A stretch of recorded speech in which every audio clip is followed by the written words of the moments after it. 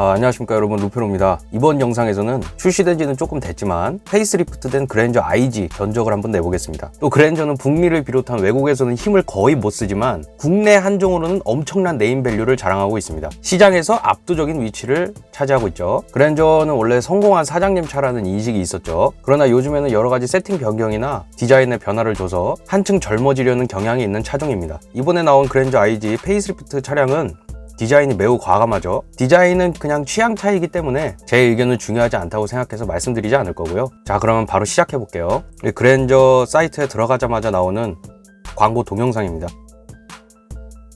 광고 동영상이니까 당연히 멋있게 나오겠죠. 여기 보시면 그랜저 성공을 새롭게 정의하다 3,294만원부터 라고 나와 있습니다. 광고 모델 같은 경우도 보시면 예전 그랜저 같은 경우에는 성공한 미중년 같은 모델이 나와서 광고를 많이 했었는데, 이번 그랜저의 광고 모델은 좀 이렇게 젊은 댄디한 모델이 나와서 광고를 하는 걸 보면 타겟 나이대가 어느 정도인지를 대충 가늠해 볼 수가 있겠습니다. 그럼 바로 그냥 가격표로 넘어가 보겠습니다. 엔진은 총 3가지를 고를 수가 있습니다. 스마트 스트림 가솔린 2.5, 가솔린 3.3, 그리고 LPG 3.0입니다. 근데 일단은 깡통에서 시작해서 필요한 옵션이 있으면 선택하는 방향으로 견적을 짤 거고요. 저는 이 방법이 가장 필요 없는 옵션을 배제하고 꼭 필요한 것들만 추가를 하는 방식이라고 생각을 하기 때문에 이렇게 진행을 하고 있고요. 프리미엄, 이게 가장 낮은 트림인 것 같습니다. 깡통 트림 3,294만원. 특히나 이런 그랜저 가격대를 가지고 있는 차량들은 깡통부터 시작하는 게 더 좋다고 생각을 하는 게, 깡통이 아닙니다. 왜냐면은 차량의 기본 가격이 있기 때문에 정말 웬만한 편의 장비들은 다 추가가 되어 있기 때문에 그렇게 큰 불편 없이 운전을 하시거나 차량을 운행을 하실 수 있을 겁니다. 어쨌거나 한번 시작을 해보겠습니다.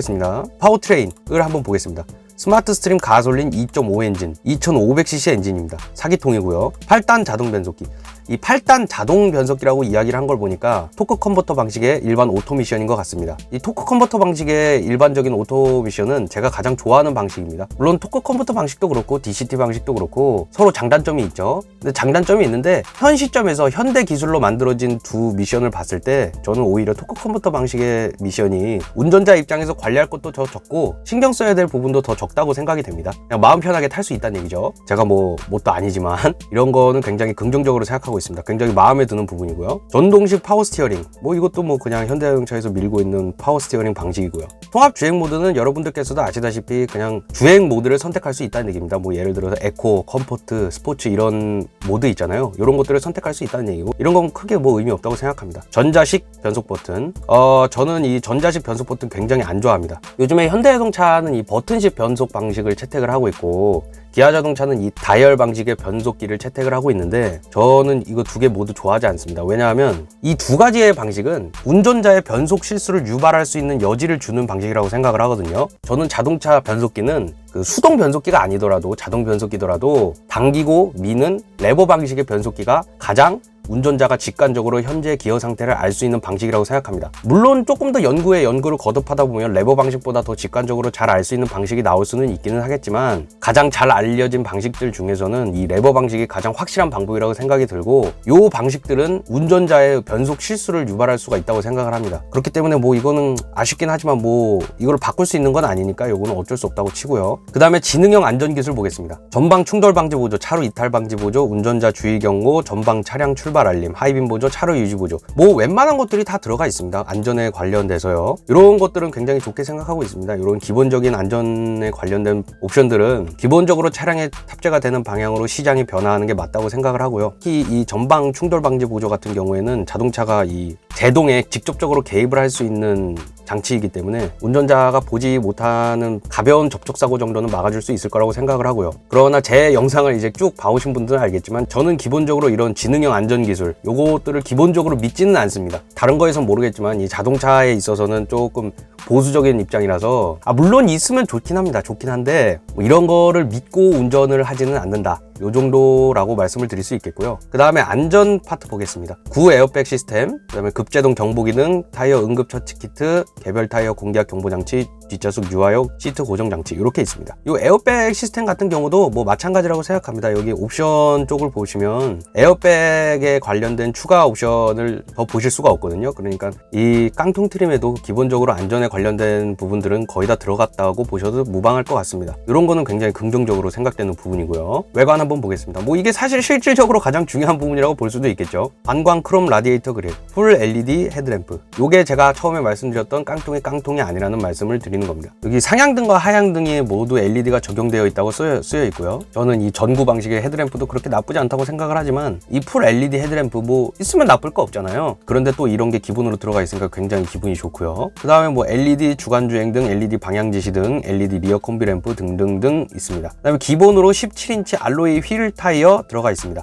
뭐 그랜저 크기 정도의 차량에 17인치 타이어 정도면 조금 작게 느껴질 수도 있겠지만 저는 뭐 17인치 정도면은 뭐 나쁘지 않다고 생각합니다. 뭐 휠이 너무 커서 뭐 차량이 뭐 엄청 당당해 보이고 뭐 이런 건 아니겠지만 이 정도 크기 차량에 17인치 타이어 뭐 나쁘지 않다고 생각합니다. 그리고 뭐 18인치, 19인치 뭐 이런 휠들이랑 제 이제 막눈으로 봤을 때는 뭐 그렇게 크게 디자인 차이가 나는 것 같지도 않고요. 제 생각에는 잘 모르겠습니다. 굳이 뭐 27인치가 나쁘다는 생각을 할 이유가 전혀 없어 보이고요. 제 까막눈으로 봤을 때는. 그 다음에 이중 접합 차음 유리, 아웃사이드 미러, 퍼들램프, 열선, 전동 조절, 전동 접이, LED 방향 지시 등까지 다 들어가 있습니다. 이것도 굉장히 좋다고 생각이 되고요. 그 다음에 내장 뭐 이렇게 있는데 뭐 그렇게 중요한 부분이 아니라고 생각이 되고요. 그 다음에 시트 한번 보겠습니다. 여기 가죽 시트 이렇게 나와 있는데 이 가죽 시트가 여기 보시면 인조 가죽 시트인지 뭐 가죽 시트인지 정확히 언급이 안 되어 있습니다. 근데 뭐 인조 가죽 시트라고 하더라도 뭐 그렇게 크게 나쁠 거 없다고 생각합니다. 요즘에는 인조 가죽도 요 제작 수준이 많이 상향 편준화가 되었다고 생각을 하기 때문에 뭐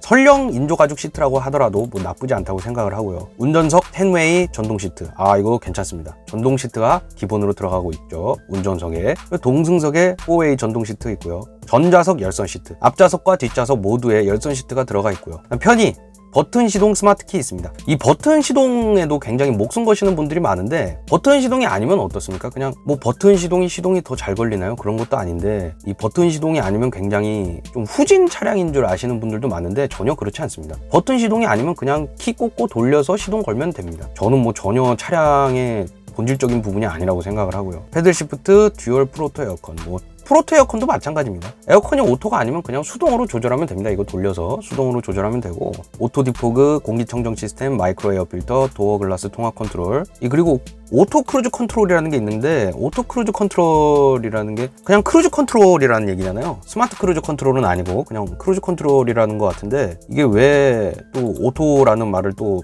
앞에다가 덧붙였는지는 잘 모르겠습니다. 뭐가 좀 다른가? 하여간 뭐 그냥 스마트 크루즈 컨트롤은 아니고 그냥 일반적인 크루즈 컨트롤인 것 같습니다. 전자식 파킹 브레이크, 주차거리 경고, 후방 모니터. 후방 모니터도 기본적으로 제공을 하고 있습니다. 조향 연동되는 후방 모니터가 기본으로 제공이 되고, 스마트 트렁크, 전자적 세이프티 파워 윈도우.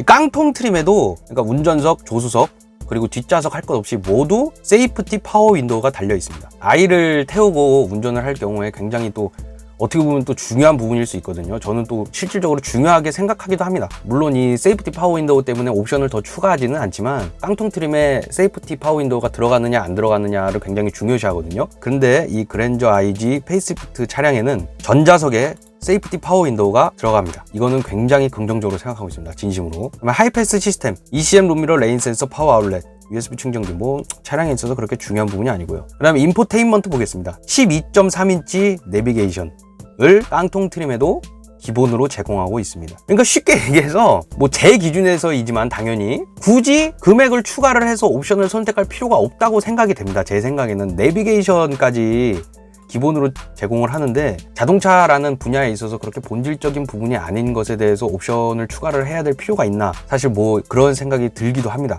이 내비게이션까지 내장으로 기본으로 제공을 해주는데, 그 다음에 뭐 블루링크, 뭐 IT, 뭐 앱으로 뭐 차량 뭐 원격 제어를 할 수 있는 부분인가 보죠. 이런 거는 잘 모르겠습니다. 필요 없다고 생각하고, 일반 사운드 시스템, 그 다음에 블루투스 핸즈프리, 이런 것들이 다 기본으로 제공이 됩니다. 다시 한번 말씀을 드리지만, 제가 지금껏 계속 설명을 드렸다시피 그랜저 가격대의 차량은 깡통이 아니라는 점, 그렇기 때문에 깡통을 구입을 해도 쾌적하고 안락하게 차량을 운행할 수 있다는 점을 다시 한번 강조를 드립니다. 물론 이게 마음에 차지 않는 분들도 계시겠지만, 저는 모르겠어요. 그냥 자동차에 있어서 본질적인 부분 또는 정말 기본적인 편의사항들은 다 정말 다 들어가 있다고 생각을 하고, 뭐 옵션이 더 필요하신 분들은 당연히 옵션을 선택을 하시면 되죠. 제가 뭐 그걸 여러분들이 옵션을 선택하시는 걸 막을 자격이 있는 것도 아니고, 그렇지만 제 기준에서는 정말 충분하다, 차량을 운행하는데 충분하다라는 말씀을 일단 드리고요. 그 다음에 이 선택 품목 옵션 한번 계속해서 보겠습니다. 이 파노라마 썬루프가 108만 원입니다. 이 파노라마 썬루프는 저는 선택하지 않겠습니다. 왜냐하면 저는 이 썬루프가 차량에 있어서 그렇게 본질적인 부분이 아니라고 생각을 하기도 하고요. 저희 아버지 차량에도 파노라마는 아니지만 썬루프가 달려 있습니다. 근데 제가 아버지 차량을 이렇게 운행할 기회가 굉장히 많은데, 물론 제 성향이긴 합니다. 제 성향이긴 한데 저는 썬루프를 거의 열지 않거든요. 왜냐면 뭐 사실 썬루프 왜 열어야 되는지도 잘 모르겠고, 썬루프 열 거면 그냥 창문 여는 게 더 낫지 않나 뭐 이런 생각이 들기도 해서 저는 썬루프 잘 열지 않거든요. 한 1년에 한 2번 정도 여는 것 같습니다. 1년에 2번 정도. 그렇기 때문에 저는 이 썬루프 옵션은 그냥 스킵하겠습니다. 그 다음에 빌트인 캠. 빌트인 캠이 결국에는 뭐 물론 더 다른 부가적인 기능이 있겠지만 제 생각에는 그냥 블랙박스라는 얘기인 것 같습니다. 그냥 차량에 내장된 블랙박스라는 얘기인 것 같은데, 저는 그냥 뭐 블랙박스 그냥 F부터 시작해서 하나 사서 그냥 싸제로 달겠습니다. 그게 더 가격이 저렴하게 먹힐 것 같고요. 이 차량에 기본적으로 내장된 블랙박스를 위해서 60만 원이라는 돈을 지출하는 건 조금 합리적인 소비가 아닌 것 같습니다. 물론 좀 이게 더 깔끔하긴 하겠죠, 차량 내부에서. 근데 뭐 블랙박스가 뭐 그렇게 거슬리는 부분에 달리는 부품도 아니고, 그렇기 때문에 저는 뭐 그다지 필요 없는 옵션인 것 같습니다. 저는 선택하지 않겠습니다. 그 다음에 헤드업 디스플레이. 제가 이 헤드업 디스플레이가 장착된 차량을 운전을 해볼 기회가 있었는데, 근데 여기에 운전자의 시선을 분산시키지 않고 정보를 제공하는 편의 장치입니다 라고 나와 있는데, 저는 시선이 굉장히 분산되던데요. 그래서 저는 이게 오히려 이 운전자의 시선을 분산시키지 않는다는 게 도대체 무슨 말인지 잘 모르겠습니다. 그렇지 않는다고 얘기는 하겠지만 당연히 더 이게 좀 거슬리고 오히려 헷갈리는 부분이 있었던 것 같습니다. 그래서 저는 뭐 헤드업 디스플레이 선택하지 않겠습니다. 그렇게 차량의 필수적인 요소가 아니라고 생각을 하고 본질적인 부분이 아니라고 생각을 하기 때문에 헤드업 디스플레이는 그냥 포기하겠습니다. 플래티넘 한번 보겠습니다. 12.3인치 풀 LCD 클러스터, 앰비언트 무드램프, 터치식 공조 컨트롤러. 이런 것들이 그렇게 중요한지 저는 잘 모르겠습니다. LCD 계기판이 아니면 그냥 아날로그 계기판 보면 되잖아요. 뭐 아날로그 계기판이 시인성이 떨어지는 것도 아니고 이게 뭐 압도적으로 잘 보이는 것도 아닌데, 저는 이 디지털 방식의 LCD 계기판을 돈을 굳이 더 줘가면서 선택하지는 않을 것 같습니다. 앰비언트 무드램프도 마찬가지고, 요즘에 키보드도 그 LED가 불빛이 나오는 키보드들이 많잖아요. 저는 근데 그것도 다 끄고 합니다.